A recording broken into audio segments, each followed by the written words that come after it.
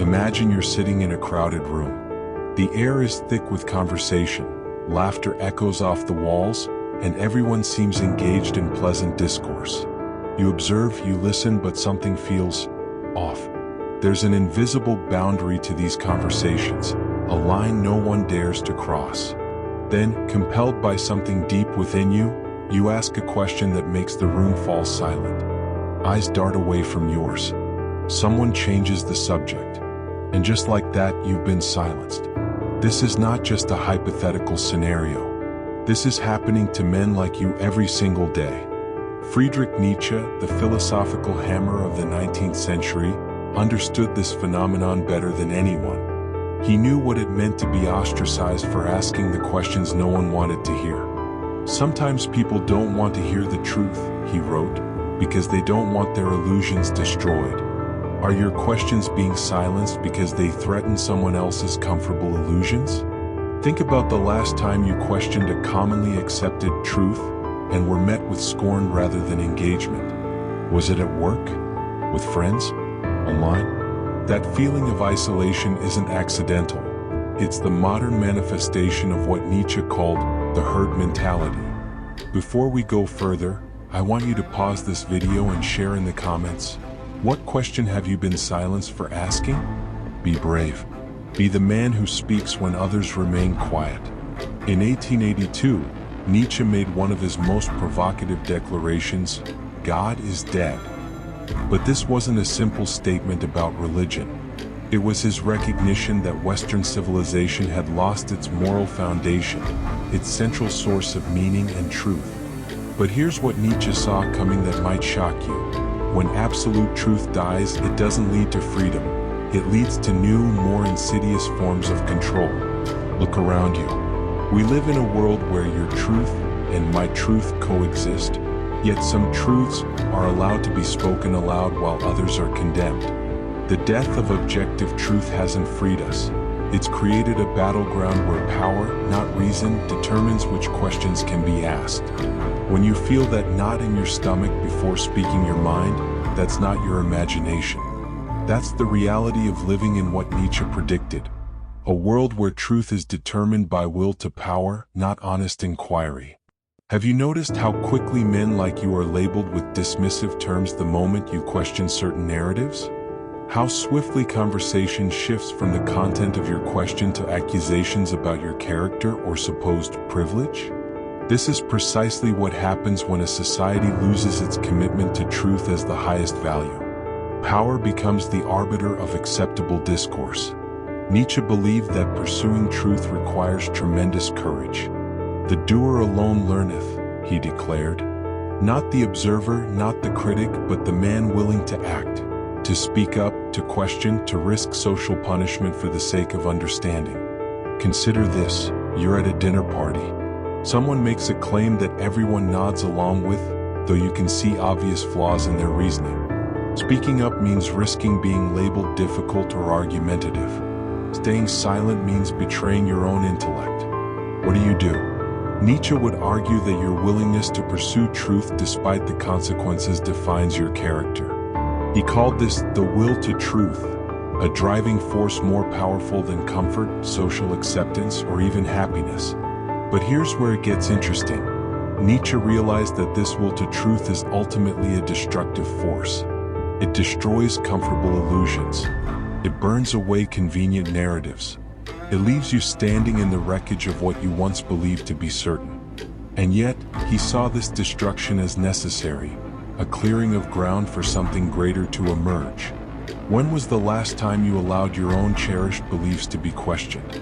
When did you last invite the destruction of your own certainties? This, Nietzsche would say, is the truest test of intellectual honesty. One of Nietzsche's most revolutionary concepts was his challenge to conventional morality. In Beyond Good and Evil, he suggested that our moral frameworks aren't divine commandments or natural laws. They're human constructions, often designed to control rather than liberate. Think about how often you hear certain questions dismissed not because they're illogical or factually incorrect, but because they're problematic or harmful. This is exactly what Nietzsche warned about. the weaponization of morality to shut down inquiry. The truly dangerous question isn't the one that's factually wrong, it's the one that challenges the moral framework itself. When someone tells you that certain questions shouldn't be asked because they're offensive, they're not engaged in rational discourse.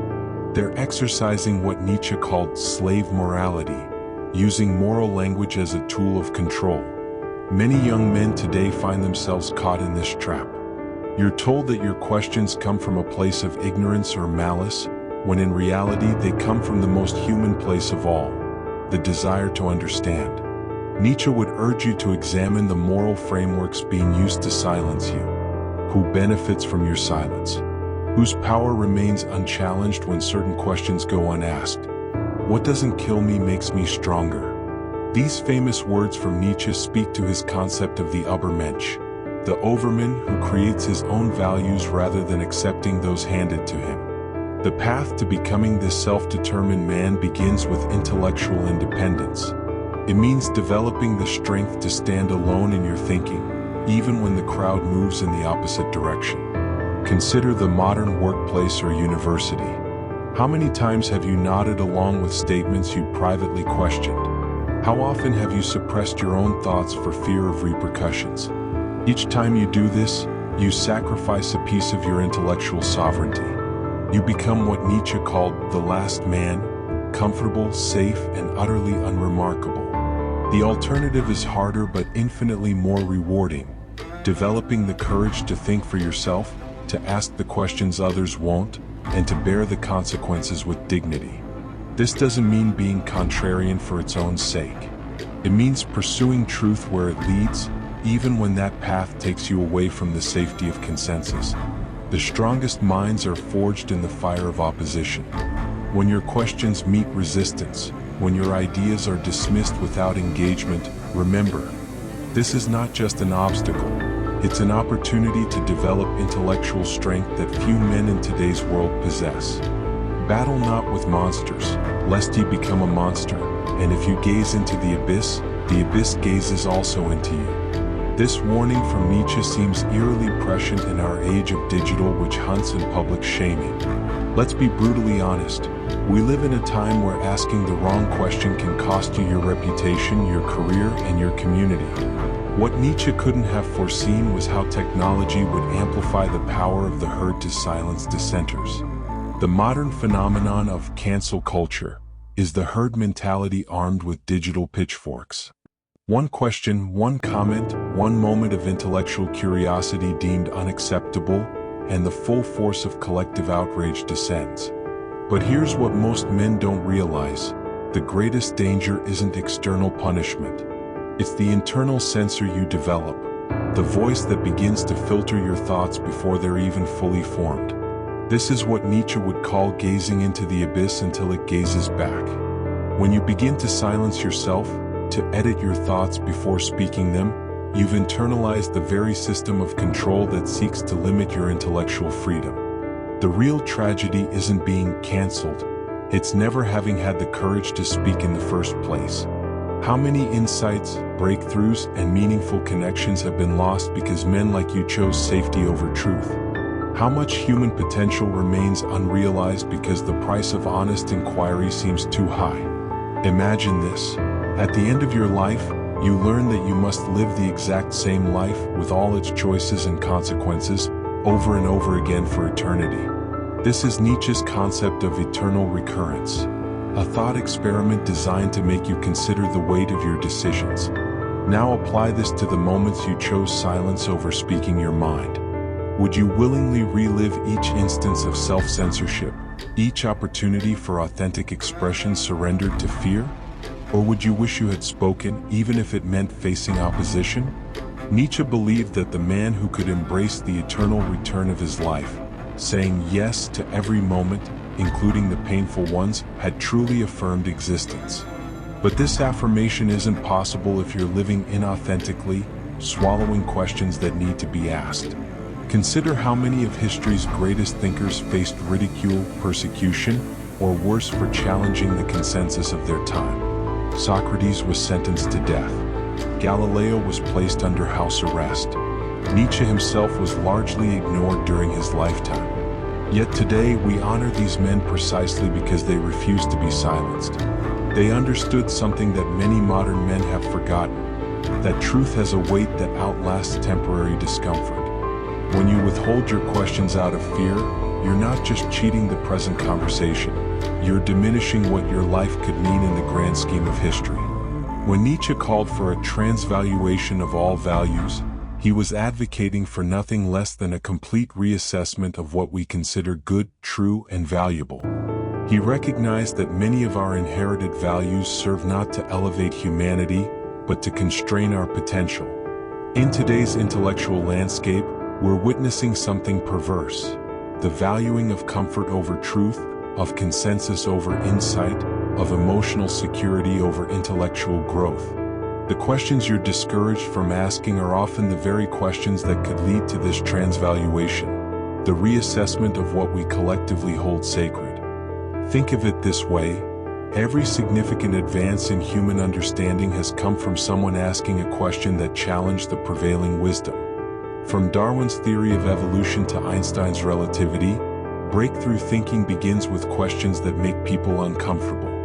When you allow yourself to be silenced, you're not just limiting your own growth, you're potentially depriving humanity of the next great insight. This isn't hyperbole. The most dangerous form of censorship isn't the kind imposed by governments or institutions.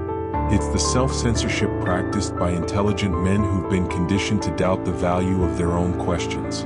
The truly dangerous question isn't the one that threatens established power.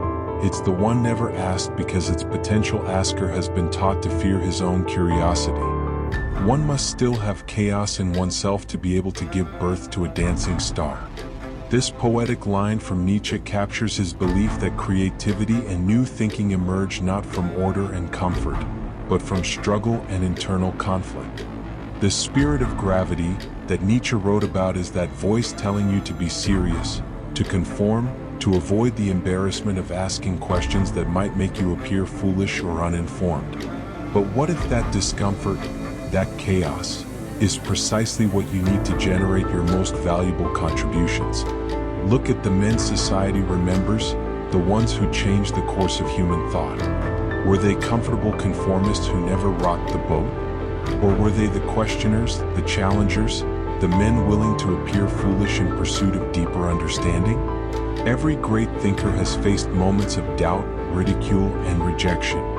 What separated them from the forgotten masses was their willingness to push through that discomfort, to dance with the chaos rather than succumb to the spirit of gravity. When you feel that resistance to asking your question, when you sense the potential social cost of your curiosity, remember, this feeling isn't a warning to retreat. It's the friction necessary to create something truly original. The men who changed the world weren't those who avoided difficult questions. They were those who recognized that the most important questions are inherently uncomfortable. Become who you are. This simple directive contains the essence of Nietzsche's philosophy, the recognition that authenticity is not given but achieved through constant self-overcoming. The questions you're afraid to ask aren't just about external topics. They're about discovering who you truly are. Each time you silence yourself, you delay this discovery. Each authentic question you voice accelerates it. The courage to question isn't just intellectual virtue. It's the foundation of an authentic life. When you align your external expression with your internal curiosity, you begin the process of becoming who you are. This alignment isn't easy in a world that rewards conformity. The path of least resistance is always silence. Nodding along, keeping your questions to yourself. But that path leads to a life of quiet frustration, of being, in Thoreau's words, a man who leads a life of quiet desperation. Is that the life you want to look back on? A life where you knew the questions that needed asking but lacked the courage to voice them? Or would you rather be the man who stood firm in his intellectual integrity, who asked the difficult questions not because they were easy but because they were necessary? Nietzsche's philosophy wasn't an abstract intellectual exercise. It was a call to authentic living, to relentless self-examination, to the courage of facing uncomfortable truths. When you ask those questions others won't, When you refuse to be silenced by social pressure or personal fear, you're not just engaging in philosophical inquiry. You're taking the first steps toward becoming who you truly are. The question now isn't whether you'll be silenced. It's whether you'll allow that silencing to come from outside, or whether you'll impose it on yourself. If this video resonated with you, don't just like and subscribe. Take action. Ask that question you've been holding back. Start that conversation others are avoiding. Comment below with "I will not be silenced," and share the most important question you've been afraid to ask. Because in the end, Nietzsche's most powerful insight might be this: the questions that make others most uncomfortable are often the ones most worth asking.